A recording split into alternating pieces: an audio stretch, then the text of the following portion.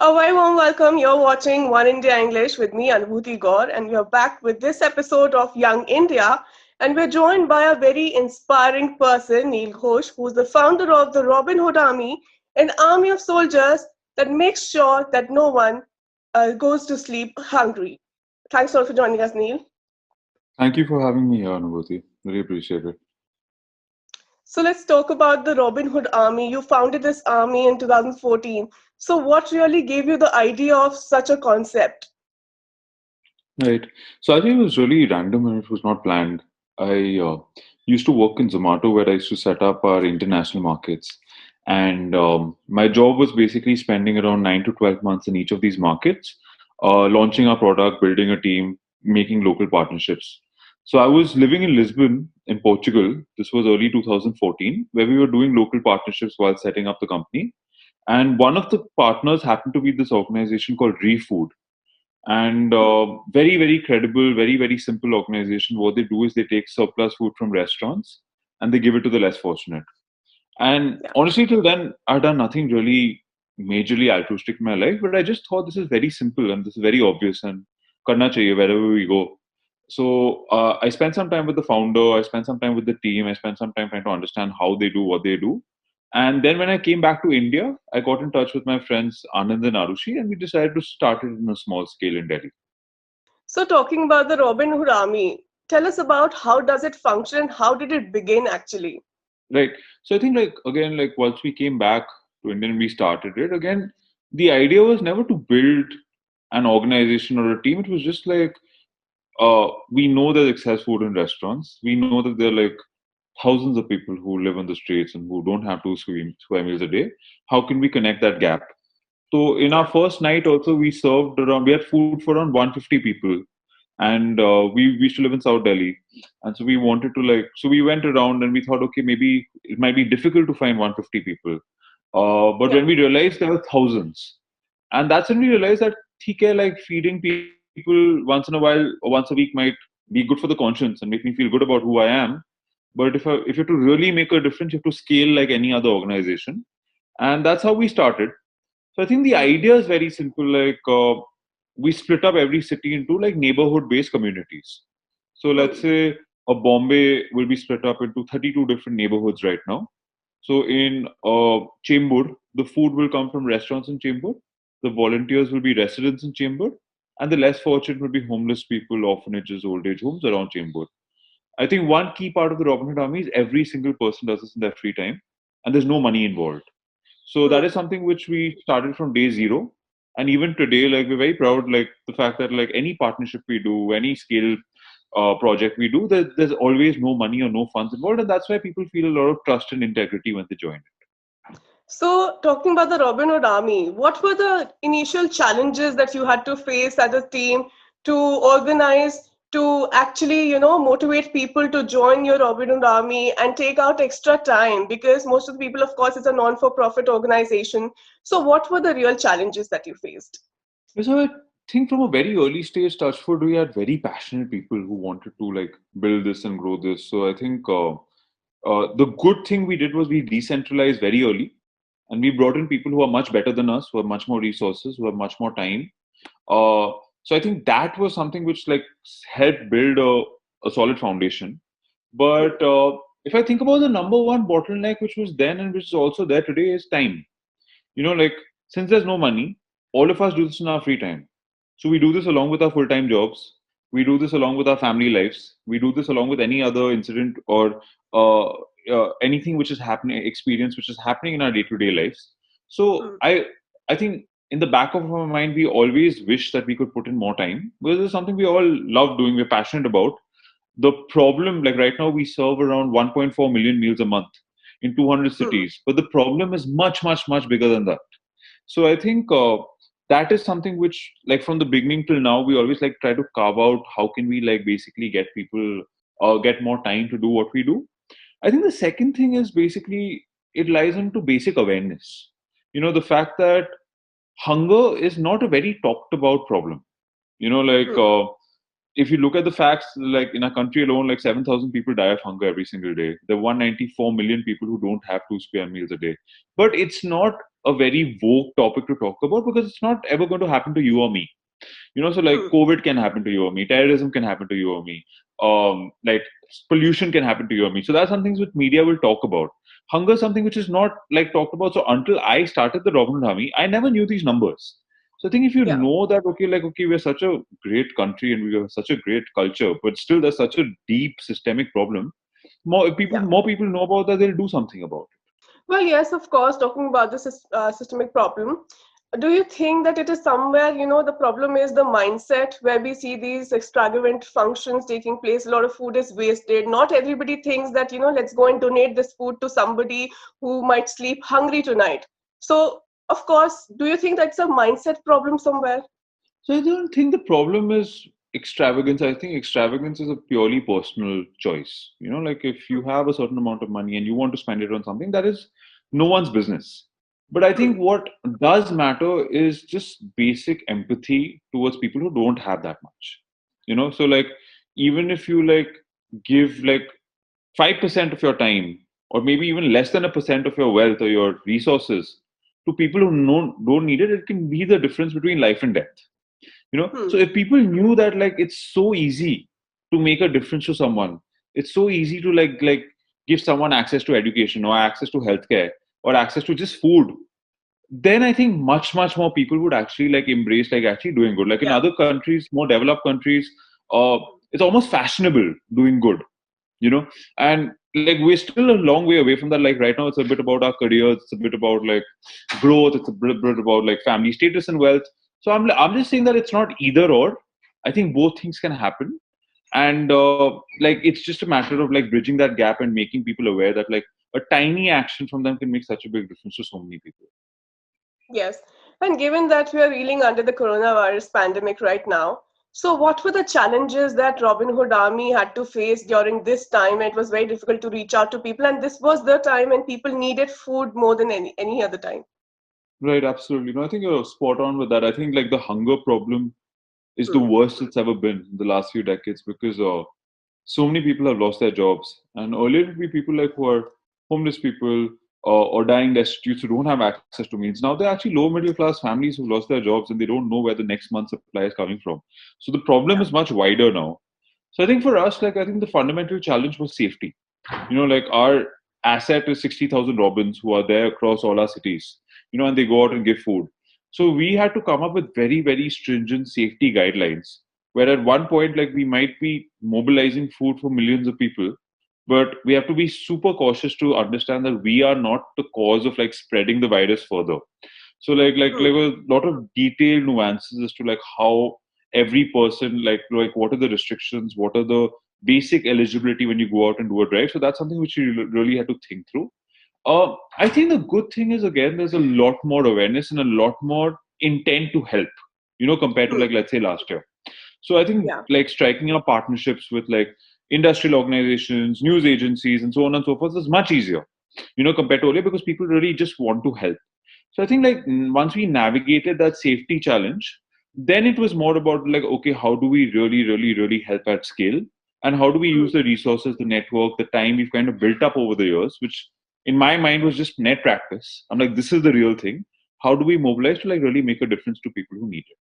So, talking about the coronavirus pandemic, was it really difficult for you to get more volunteers? Of course, it is an organization run purely by volunteers. So, was it really difficult to convince people to step out and really go out and go ahead with the work? I think maybe initially it might have been, but then we Hmm. took up very specific. Like I think we phased out our projects in such a way that volunteers realized that this is the way they can add value to people who need it most. So we had something called Senior Patrol, where Hmm. across a good 120 cities, Yeah. anyone could sign up online and they could basically ask, and this is in the height of lockdown, they could ask for basic medicines or essentials to be reached to their senior relatives, who are living alone. So they could be Yeah. like their grandparents or their uncle, aunt, or their parents, and they're living alone, and these people have no access to like basics. So, and we have robins in every single neighborhood across the country. So, that was something which is, it doesn't require like lakhs of robins to make a difference to that. You just Hmm. need one person in that neighborhood who will just pick up something from the grocery store and go and put it in their doorstep. So I think we Yeah. started with that.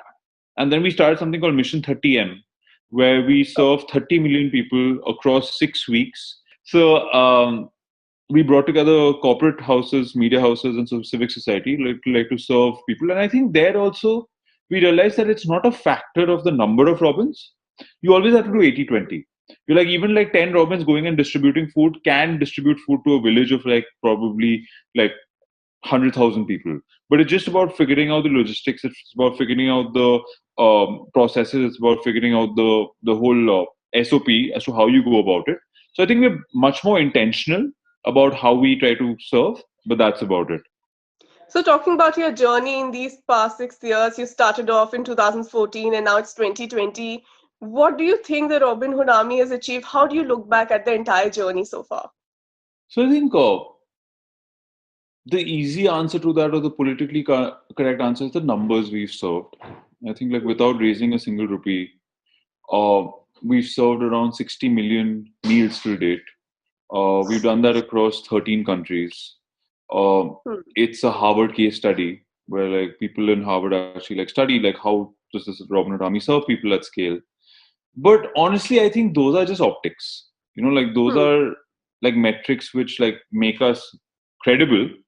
But I Hmm. think the real difference is what happens on the ground. So the Hmm. difference that happens on the ground is we're not a distribution agency, we're not a mobilization agency. Our Yeah. mandate is when you're going and serving food to people on the streets, do it with respect, do it with dignity, get to Hmm. know them. Like, suppose I was going to have a meal with someone, my whole agenda is how do I get to know you, you know? And I think that's the same thing, like, it's basic humanity. So I think when you indulge in those conversations, when you make people laugh, when you get them to trust you, you really understand systemic issues which you can make a difference to them. So one Yeah. case in point being is like in one of the communities where we're serving food to, we realized that a lot of Robins, or a lot of the people we were serving food to, had failing eyesight. The senior citizens. So Hmm. one of the Robins who happened to be a doctor, his name is Dr. Sanavni, he organized like cataract surgeries in his hospital for all those people who had failing eyesight. A lot of them improved their eyesight. Some people actually who were blind got their eyesight back. So for me, Hmm. that's the real Robin Hood Army. And that's our mission. How do you bring out the best of humanity using food as a medium?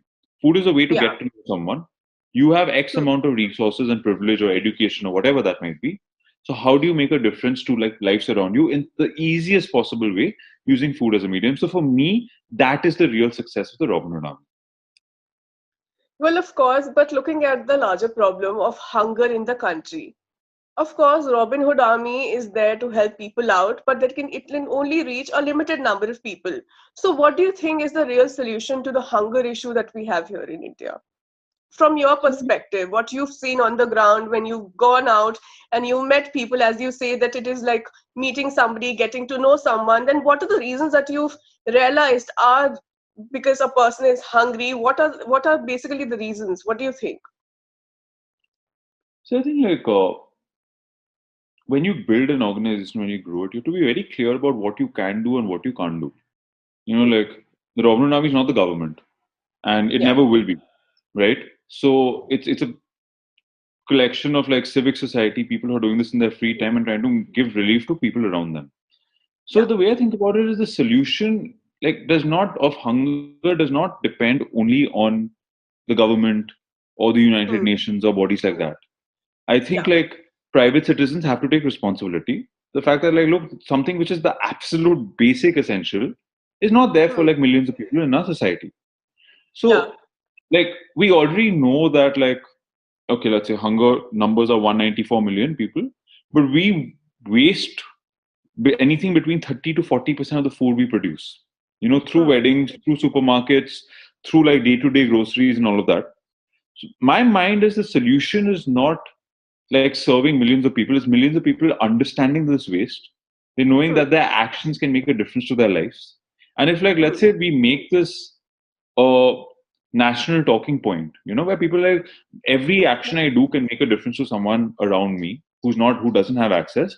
If like let's say like 50 million people get activated in this, I think that's where the hunger problem will change. There will be systemic issues like India is a growing power, like employment will kick in. So these are organic things which will make a difference. But I think Yeah. every single person just taking responsibility and saying that, okay, it's not just someone else's problem, it's our problem. I think that mindset shift can make a fundamental difference, not just to hunger, but a lot of like systemic issues in our society. Hmm. Also, you have been like part of the Robin Hood Army for 6 years. You've been going out with all the volunteers. They've been making sure that any food that is being wasted anywhere is make sure that it goes out to somebody who needs it. But do you think that during this process, somewhere those people have become sort of dependent on you because there is no other source of food now that the Robin Hood Army is coming? Do you feel that somewhere there's a kind of a dependence? So I think that's a consistent like question which comes to us. Are Hmm. you helping the problem? Are you feeding into the problem? Like, are you making these people dependent? Yeah. I think my first response to that, and the two parts to it, Hmm. is that this is not trying to fundamentally change society or make people this thing. It's just basic empathy. Yeah. Someone is hungry. If a friend of yours is hungry, the basic thing you can do is give them food. And Hmm. that's it. Like the point is, it's very easy to sit in a armchair and say, oh no, but this should be the 5 year plan and this is the employment thing. But I'm like, yaar, abhi ke liye, there are millions of people, na, unke liye to kuch karo. Like the bigger Exactly. picture will come into place, but we're not in a position to change that bigger picture. So let's just help people in the basest way possible, which is like Hmm. treat them with food and kindness. So I think that's the first principle behind why we do what we do. The second part is again getting into the fact that when you serve people week on week, month on month, year on year, you win their trust.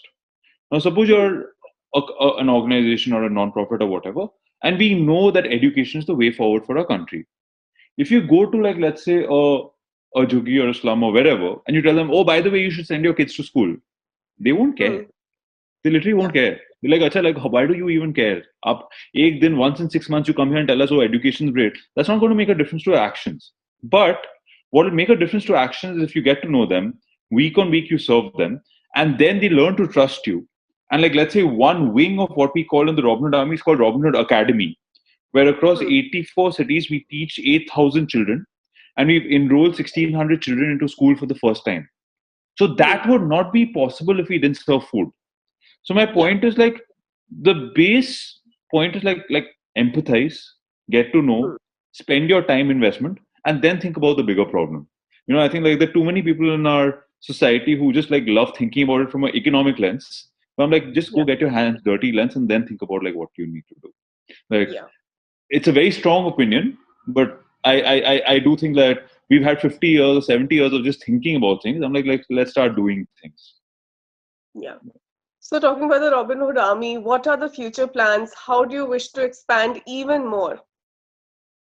So I still think as an like while we're really proud of like how we've grown, I Hmm. think it's very mindful to know that we're like barely scratching the surface of the problems which our society faces, starting with hunger, right?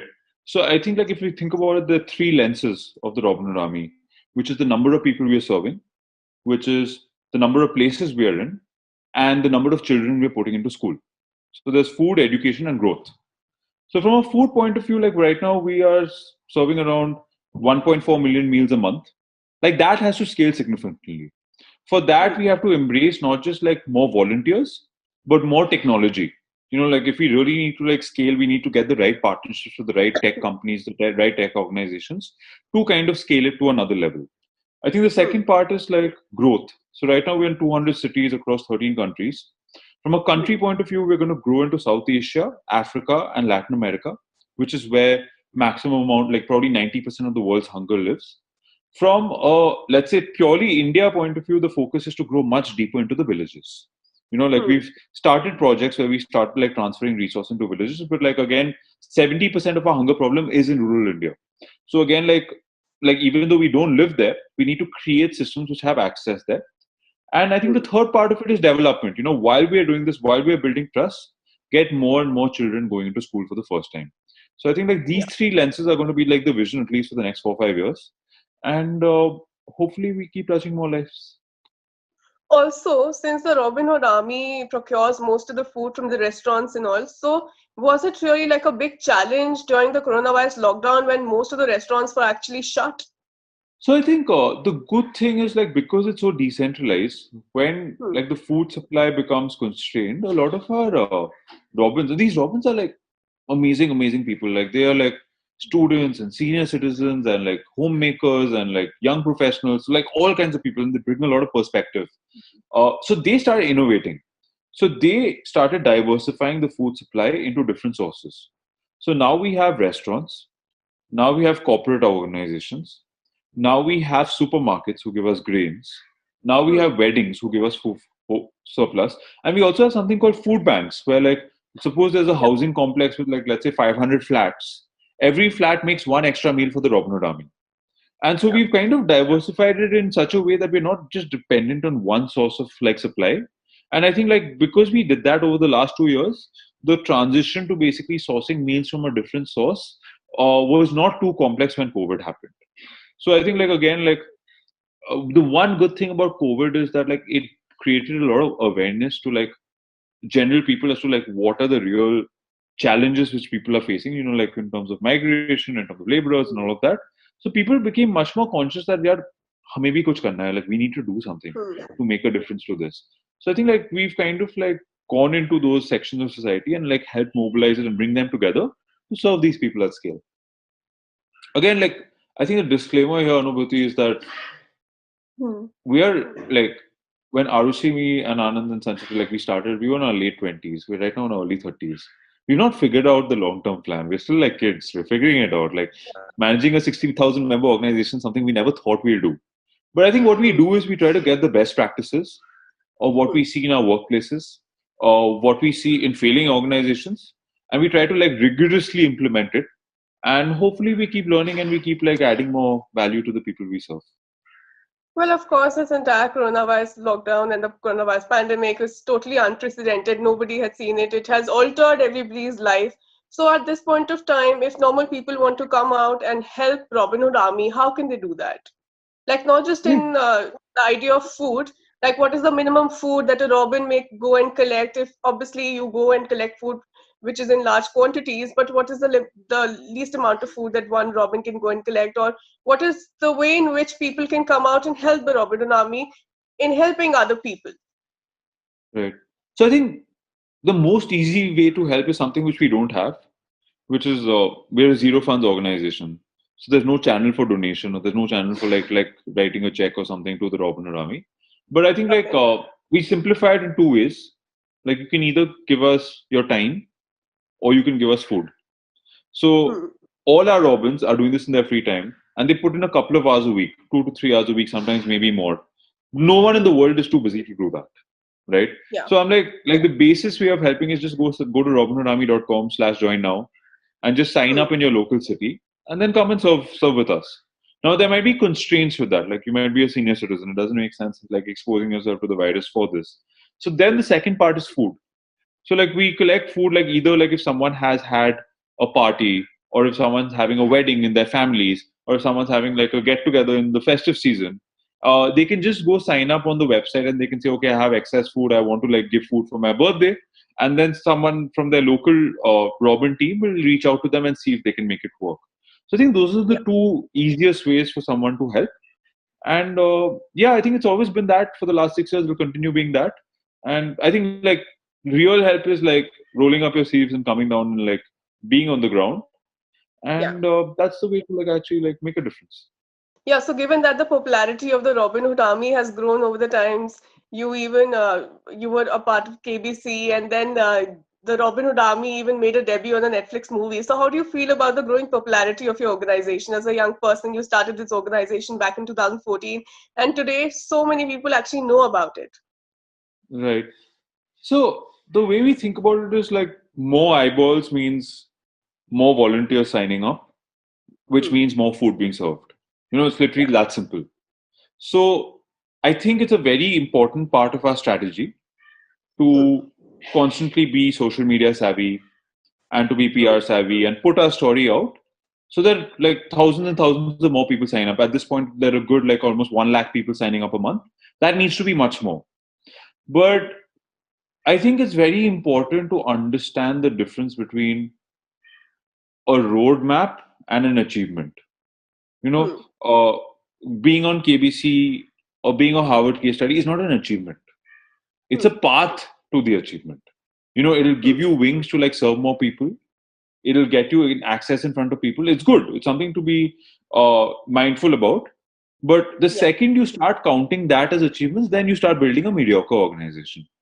Hmm. So I think like, and it's very easy, like I'm not saying like we're immune from it. Sometimes we love it. We're like, oh wow, like people like Hmm. every time I go and someone like, oh, I know the Robin Army, I feel a high. Like it's a normal thing to do. But I think we Yeah. have to keep like calling out each other's like if you have those highs and like theek hai, but calm is more people being served. And as long as we Yeah. keep that focus very, very like we have this thing called citizens first, where every decision we make is about the people we serve. As long as that mindset is there, I think we'll be there to grow. As long as the mindset, like we have something called 1% done, which is no matter how much adulation is there, no matter how many people we know, we're still barely scratching the surface.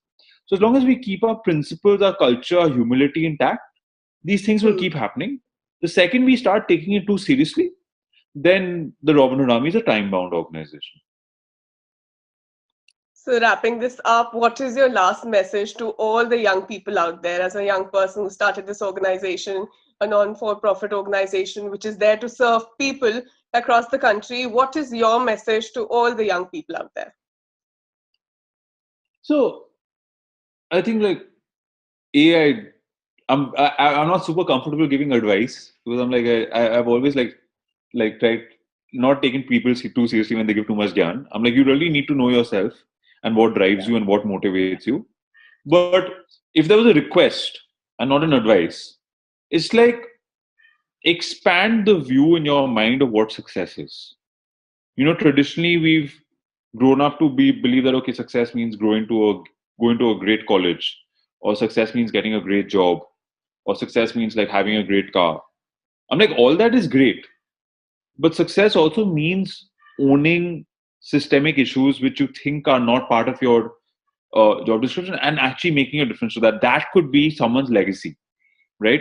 Hmm. So do everything and more. Like have that swanky car, but like just like look out for people around you because there's enough inequalities in our society, and just expand that like that perception of what success is, and then things will take care of itself.